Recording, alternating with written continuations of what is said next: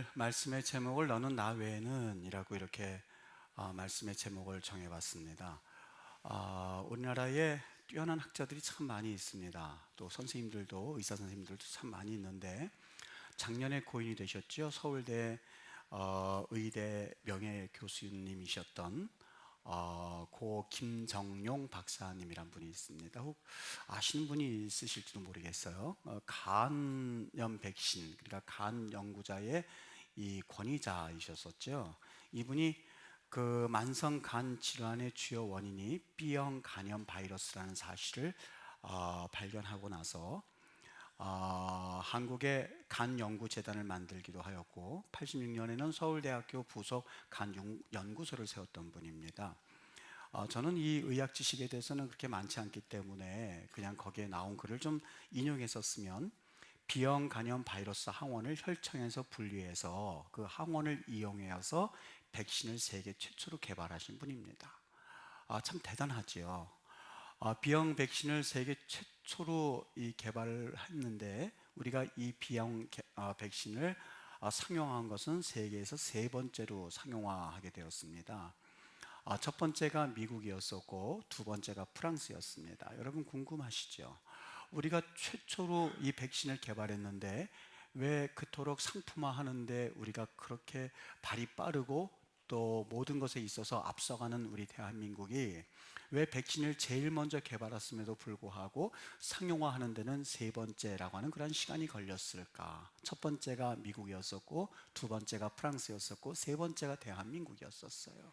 그 이유가 뭐냐면요, 그 이유가 우리에게 많은 교훈을 좀 주고 있는데 처음에 이 백신을 개발하고 보니까 우리나라 보건사회부에서 그것을 인증해 줄 수 있는 기준이 없었던 거예요.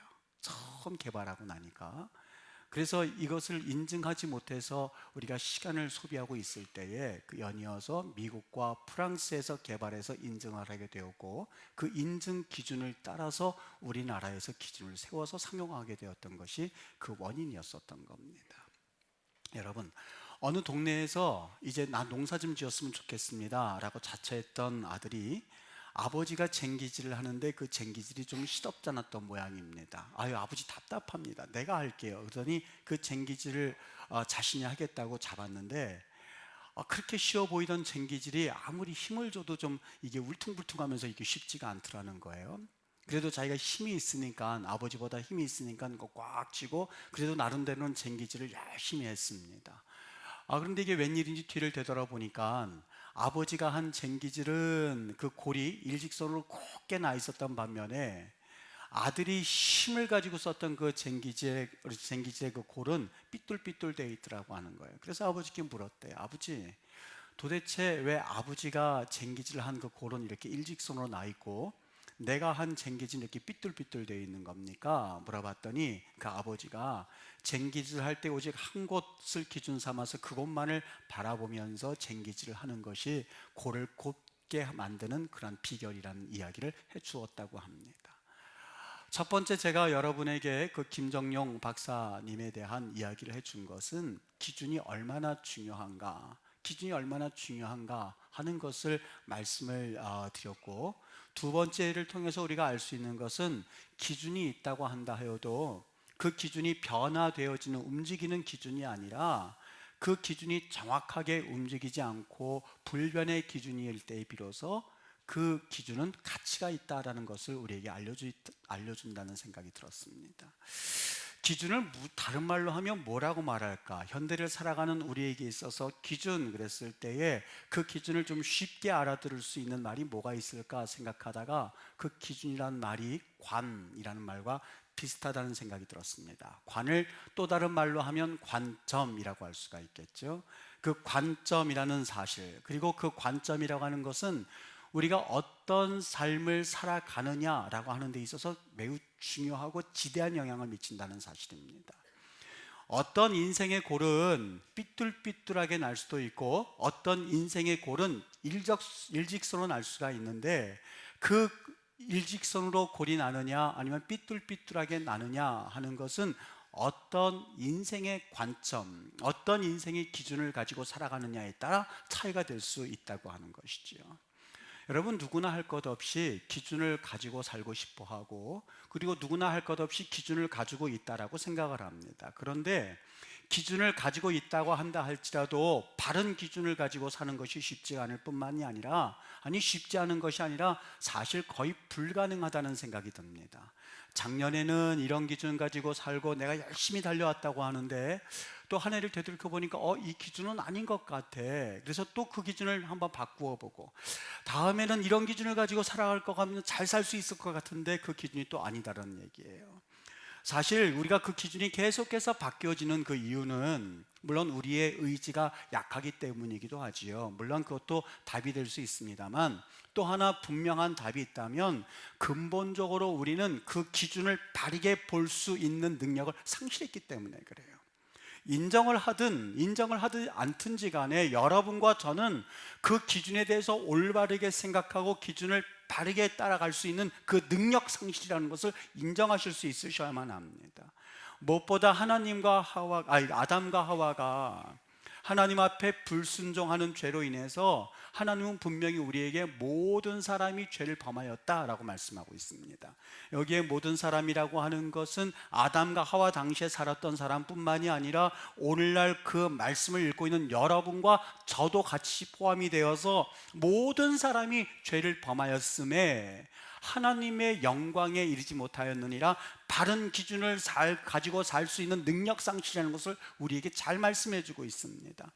그렇게 됨으로써 우리에게 고질적인 병이 하나 생기게 되었는데, 그것은 하나님을 기준 삼음에서 돌이켜서 이제는 세상을 기준 삼음, 내 자신이 기준됨이라고 하는 고질병이 됐던 것이 우리의 현실입니다.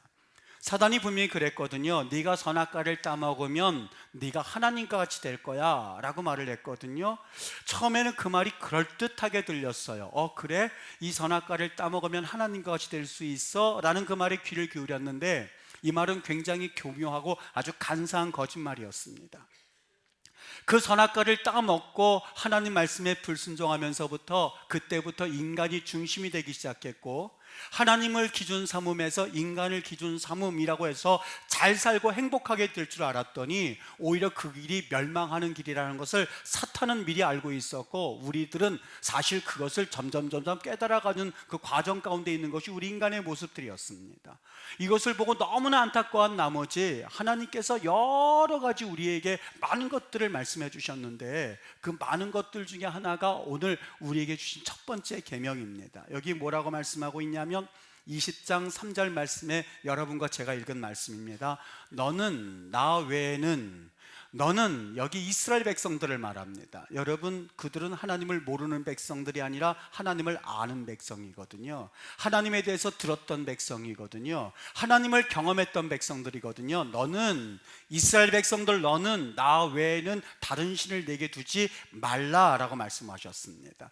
이 말씀을 지금까지 어떻게 이해하셨는지는 모르겠습니다만, 이 말을 잘못 오해하면 하나님밖에는 세상에 없어, 오직 신은 하나님밖에 없어, 이렇게 이해할 수 있는데 그 말이 아닙니다. 여기 나 외에는 이라는 말이 알프네이라고 되어 있습니다. 이 말은 뭐냐면 하나님의 얼굴 앞에서란 뜻입니다. 면전 앞에서, 좀 쉬운 말로 표현하면 내 앞에서 라는 말입니다. 너는 내 앞에 있으면서, 이스라엘 백성들이 항상 하나님의 말씀을 듣기도 하고 만나를 경험하기도 하고 메추라기를 경험하기도 하고 수많은 것을 경험하지 않았습니까?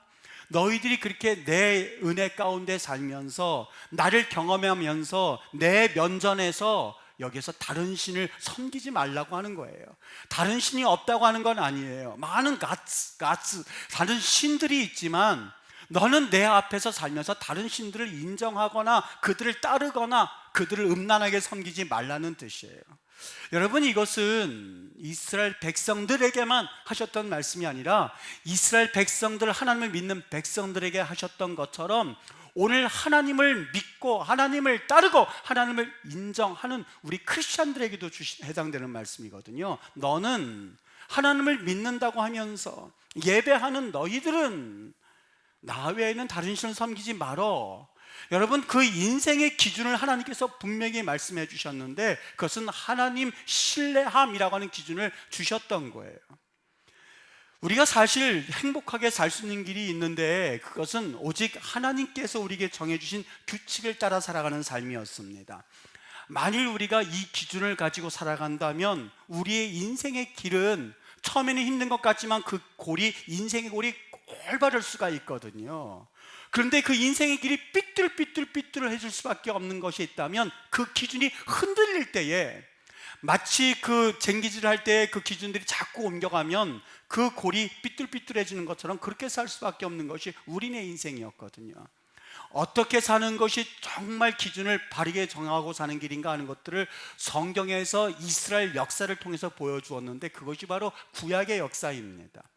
여러분, 이스라엘 백성들의 구약의 역사 가운데 가장 관심사 중에 하나가 바로 출애굽 사건이지요. 이 출애굽 사건, 즉 광야를 통과할 때에 그들에게 있어서 관심사가 한 가지 있었습니다. 오직 관심사가 하나였습니다. 뭘까요? 내가 어떻게 하면 이 광야에서 살아남을까 하는 것이 그들의 관심사였어요. 그럴 수밖에요. 지금 태양이 내리쬐고 물이 없고 먹을 것이 없는 상태에서 그들이 뭘 바라겠습니까? 오직 하늘을 바라보면서 하나님 우리에게 물을 주시옵소서, 하나님 우리에게 먹을 것을 주시옵소서, 어떻게 하면 내가 생존할 수 있을까 하는 것이 그들의 관심사였었어요.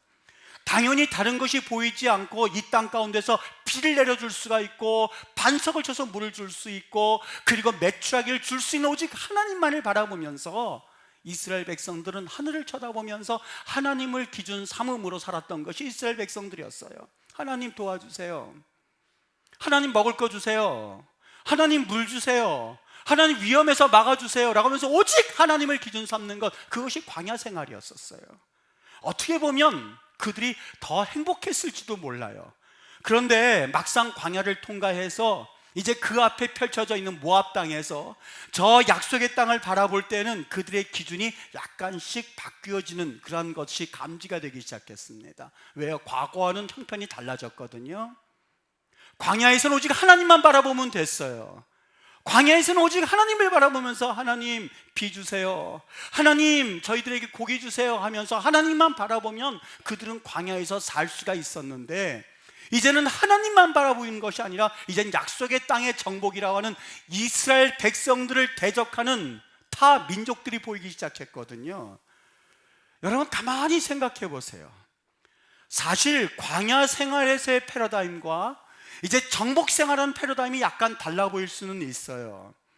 과거에서는 하나님만 바라보면 될 수 있을 것 같은데 지금은 약속의 땅을 정복해야만 하는 나름대로의 어떤 부담을 가지고 그 땅을 바라봤을 때 좀 패러다임이 다를 것 같은 느낌을 받지 않습니까? 그런데 그렇지가 않아요. 사실 하나님께서는 약속의 땅에 들어가기 전에 광야 생활을 하게 해주셨던 것은 광야 생활에서 하나님을 경험하고 광야 생활에서 경험했었던 그 패러다임을 가지고 약속의 땅도 역시 너희들이 성공하고 그 땅을 정복해라 라고 하는 하나님의 무언의 메시지가 바로 광야 생활이었었거든요. 광야 생활의 패러다임은 뭐였었어요? 오직 하나님만을 바라보는, 오직 하나님을 신뢰함이라고 하는 믿음의 패러다임이었었어요. 하나님을 기준 삼음이라고 하는 패러다임이었었어요. 가나안 정복도 역시 별반 다를 게 없었어요. 하나님을 기준 삼음이라고 하는 패러다임을 가지고 접근해야만 했었거든요. 그런데 이스라엘 백성들이 여기에서 큰 실수를 저지르게 됩니다. 어떤 실수요? 과거에는 광야에서는 아무것도 보이지 않고 하나님만 보였기 때문에 하나님을 기준 삼음이라고 하는 패러다임을 가지고 접근했는데 여기 약속의 땅에 이제 들어서려고 보니까 그들에게 안악자손도 보이기 시작했고 여러 민족들이 보이기 시작했었던 거예요. 자기들 생각에는 광야는 너무나 어려운 상황이었기 때문에 하나님을 의지한다고는 하였지만 이제부터 그들이 내 나름대로의 생각의 기준 삼음이 시작이 되었던 거예요. 어떻게 하나님만 기준 삼어? 보이는 손도 써먹어야지. 어떻게 하나님만 의지하냐? 저 적군을 그래도 전략적으로 우리가 한번 살펴봐야지. 그러기 위해선 전략이 얼마나 되는지, 어떤 사람들이 있는지, 그들이 무기를 무엇 쏘는지 우리 한 번쯤은 봐야 되는 것 아니야? 라고 하는 생각을 하기 시작했었던 거예요. 과거의 하나님 기준 삼음에서 이제는 내 자신의 지혜도 역시 곁들이는 내 생각을 기준 삼음이라는 패러다임으로 바뀌기 시작했던 거예요. 전쟁을 하기 위해서 합리적으로 전략도 세워야만 하고 그리고 무작정 올라갈 수 있습니까? 나름대로 그들이 어떤 전략을 쓰는지도 배워야겠지요. 여러분, 우리 믿는 사람들이 준비를 해야 되는 게 맞아요. 작전도 짜야 됩니다. 시험을 앞두고는 그냥 와서 기도만 할 것이 아니라 정말 공부도 해야만 합니다. 그리고 나름대로 여러분들이 사회생활을 열심히 해야하는 것, 여러분, 이런 것이 불신앙이 아닙니다. 정말 그렇게 살아야만 합니다. 그런데 이스라엘 백성이 약속의 땅을 갈 때에 12명의 정탐꾼을 보내서 정탐한 것은 사실 불신앙에서부터 비롯된 사실입니다. 아니, 목사님, 조금 전에 준비해야 된다고 하지 않았습니까? 그리고 모든 것에 철저하게 대비를 해야 된다고 하지 않았습니까? 그들이 정탐꾼을 보내는 것은 어떻게 보면 당연한 이치 아니겠습니까? 여러분, 일반적으로 이스라엘 전쟁을 일컬어서 밀하마라는 말이 있거든요. 그거는 전쟁한다 이 뜻이에요. 그런데 하나님께서 전쟁한다라고 했었을 때 이 밀하마라는 단어를 쓰지 않았어요. 어떤 단어를 썼냐면 하렘이라고 하는 단어를 썼어요. 여기 하렘이라는 전쟁이 두 가지가 있는데, 하나는 일반적인 전쟁을 할 때 쓰는 용어가 있습니다. 근데 하나님이 이스라엘 백성들을 명령하여서, 이스라엘 백성이 명령하여서 저 백성을 처했을 때는 거기에 쓰는 단어가 하렘이라고 하는 단어입니다. 무슨 말이냐면 하나님께서 명령하셔서 해야만 하는 전쟁이에요. 자기의 의지와는 상관이 없이 하나님께서 명령하시니 하나님의 은혜 가지고 하는 전쟁이에요. 여러분, 좀 다르지요? 하나님이 하시는 전쟁은 어떤, 그 대표적인 게 여리고 전쟁이었었어요.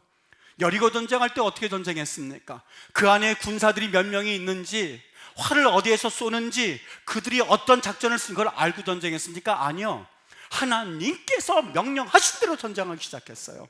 제사장들이 7 양각 나팔을 잡고 법궤 앞에서 걸어가되 엿새 동안 걸어다녀라. 2번째, 제사장이 나팔을 불어라. 3번째, 양각 나팔을 부하면서 길게 불 때에 모든 백성들은 소리 질러라. 그리하면 여리고가 멸망할 것이니라. 여러분, 이게 세상의 방법이겠습니까? 아니요. 하나님께서 명령하신 방법이었었고 하나님만이 말씀하실 수 있는 방법이었었어요. 그 여리고 전쟁이었었어요. 그래서 이 신명기 1장 33절에 보면 하나님이 이스라엘 백성들에게 주셨던 말씀이 있습니다. 하나님은 너희보다 먼저 그 길을 가신다고요. 내 계획을 앞세워서, 그래서 내가 전략을 짜서 하는 전쟁이 아니라 하나님은 너희보다 먼저 그 길을 가시며, 하나님이 장막 칠 곳을 찾으시고, 하나님이 밤에는 불로 인도하시고, 하나님이 낮에는 구름 기둥으로 인도하시는 그 하나님을 의지하라 라고 하는 것이 전쟁의 방법이었었어요. 하나님을 앞세우는 전쟁이었었거든요. 그러니까 그들이 정탐꾼을 보내는 것이 신앙에 근거한 대비였었어요? 아니면 불신앙이었었어요? 하나님께서 올라가라 명령하시니 그들은 하나님을 믿고 무조건 올라가야만 했었어요. 근데 그들이 하나님을 믿지 못함이라고 하는, 내 자신을 기준 삼음이라고 하는 패러다임을 가지면서부터 그 전쟁이, 그 골이 삐뚤삐뚤해지기 시작했던 단초가 되었던 거예요. 여러분, 우리 인생 살 때에 마찬가지라고 봅니다. 오늘 2017년도 마지막 주일날 어떤 말씀 가지고 같이 은혜를 나눌까 생각하다가 하나님이 주신 음성으로 들려오기 시작했습니다. 지난해 송구영신 예배 드릴 때에 하나님 음성 들으신 거 있으시지요? 내가 너와 함께 할 거야. 내가 너를 축복할 거야. 의심하지 마라. 어디를 가든지 간에 하나님이 우리와 함께 하시리로다. 임마누엘이라고 하는 분명한 은혜를 경험했어요. 그렇게 약속하셨어요. 우리가 사실 이 길을 걸어갈 때 의심하지 말아야 될 것이 있었습니다. 인간적인 수단과 인간적인 방법과 하나님 기준 삼음에서 벗어나서 내 자신을 기준 삼음에서 사실 우리는 경계했어야만 했었습니다. 그런데 우리는 사실 어떤 길을, 이 길을 2017년도 어떻게 걸어오셨습니까? 이 방법 저 방법 쓰다가 안 되면 기도라도 해야 된다고 하는 생각을 가지고 살아오셨고, 그리고 뭔가 내 나름대로 나를 기준 삼음이라고 하는 방법을 가지고 하나님 기준 삼음을 은근히 무시하면서 살지 않았습니까? 한 해를 보내면서 마치 정탐꾼을 보냈던 이스라엘 백성들처럼 사실 내 방법을 다 동원하여서 내 인생을 살아왔고, 내가 마치 인생의 주인인 양 살았던 것이 우리네 인생이지 않습니까? 모든 사람이, 여러분과 나 예외 없이 죄를 범함에 하나님의 영광에 이르지 못했던 것처럼 그것이 우리의 삶의 실상이에요. 여러분, 정탐하러 나왔었던 사람들의 말씀을 통해서 그들이 낙심을 했거든요. 사람들이 낙심을 했는데 도대체 무슨 말을 했길래 그들이 그런 낙심을 했을까?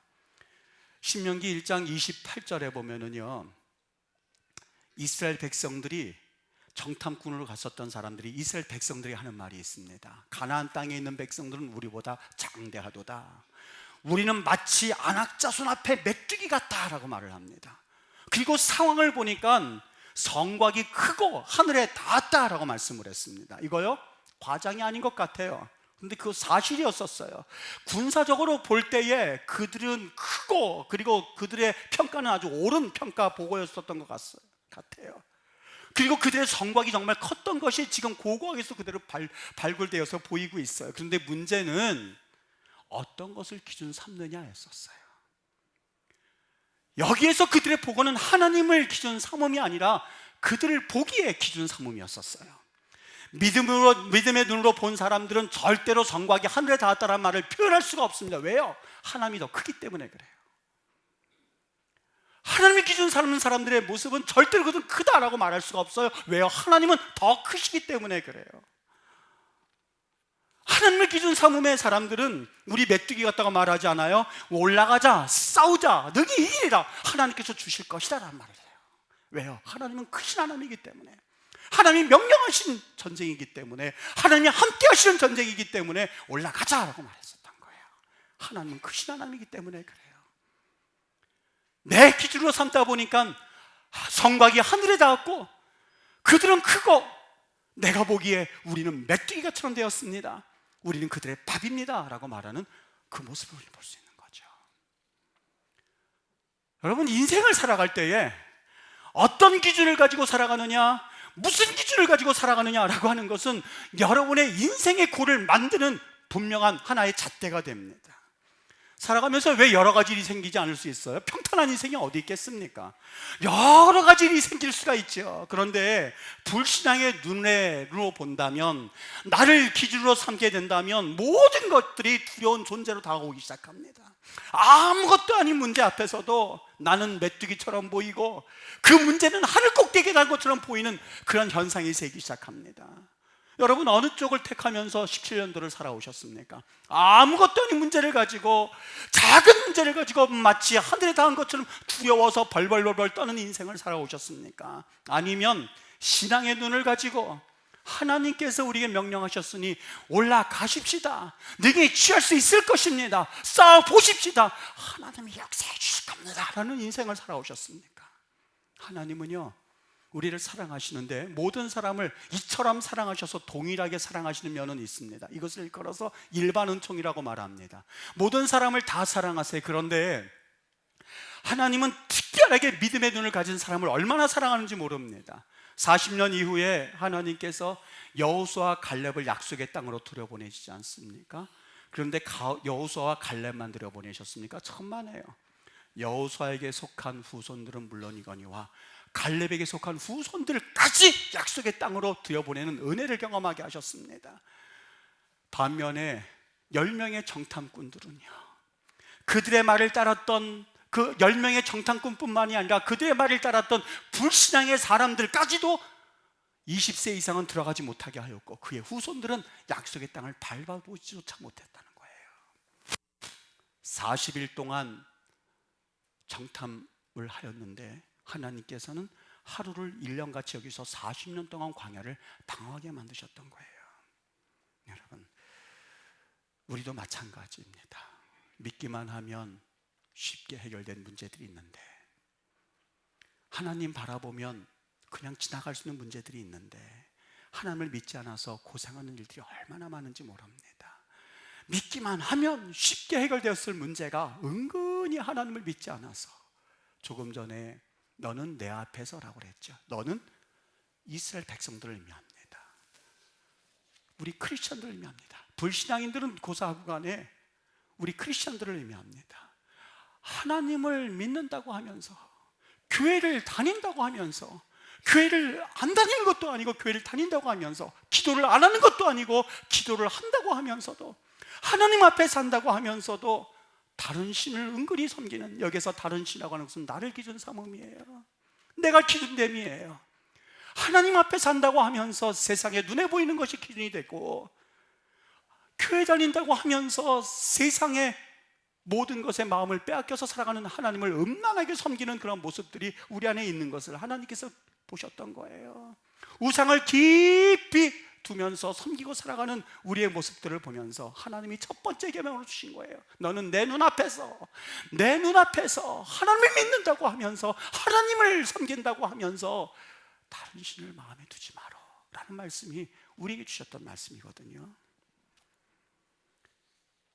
예수님을 잃어버린 채 하나님 앞에 서 있는 것 같은 사람들, 하나님을 섬기는 것 같은데 다른 신을 두고 가는 사람들을 일컬어서 여기 이스라엘 백성들뿐만이 아니라 오늘 우리를 향하신 하나님의 음성이었었던 거예요.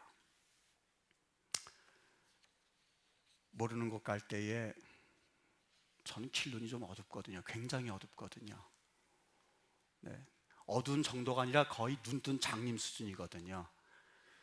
분명히 조금 아까 그 층계로 올라갔는데 한 1분만 있다 내려오면 다른 방향을 향해서 너무 자신감 있게 걸어가다 보면 그 길 아니라고 해서 제가 돌아올 때가 꼭 됩니다. 그래서 한 번은 머리를 썼어요. 분명히 이쪽으로 간다, 그 마음이 들면 반대편으로 가자. 그러면 절대 길 잃어버리지 않을 거다 하는 생각을 가지고 어느 날은 정말 자신감 있게요, 분명히 이 길로 가면 나올 거야, 그 생각이 들길래 내 생각은 항상 틀렸지, 그래서 반대 길을 갔거든요. 그때 첫 번째 게 맞았더라고요. 정말 길 잃어버리기 쉬워요. 그래서 제가 꼭 의지하는 게 뭐냐면 내비게이션을 전폭적으로 의지합니다. 마치 제게 있어서 이 내비게이션 없으면 내가 어떻게 살까 할 만큼 정말 그 내비게이션 하나 가지고 사는데, 여러분, 이 내비게이션을 들고선 내비게이션을 무시하고 자기 마음대로 가는 사람을 본 적이 없습니다. 요한복음 14장 6절에 보면 예수께서 이르시되 내가 길이요라고 하지 않고요, 거기 그라는 말이 붙어져 있습니다. 내가 그 길이요, 그 진리니, 그 생명이니, 우리 예수님이 길이라고 하는 거예요. 예수님이 기준이라고 하는 거예요. 예수님을 기준 삼음이라고 하는 거예요. 그분을 기준 삼으면 우리가 다른 길을 갈 수도 없고 다른 길로 빠져들 염려도 없다는 거예요. 예수님을 믿는다고 말은 합니다만 실제로 우리 안에 예수님이 믿어지지가 않아서 다른 약도를 몰래 가지고 분명하게 내비게이션에 이쪽으로 가라고 말씀하고 있는데 반대로 걸어가는 삶을 2017년도 살아오셨습니까?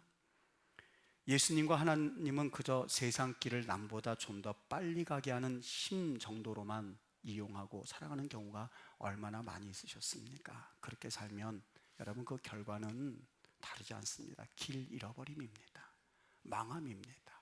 하나님 영광에 이르지 못함이 그 결과입니다.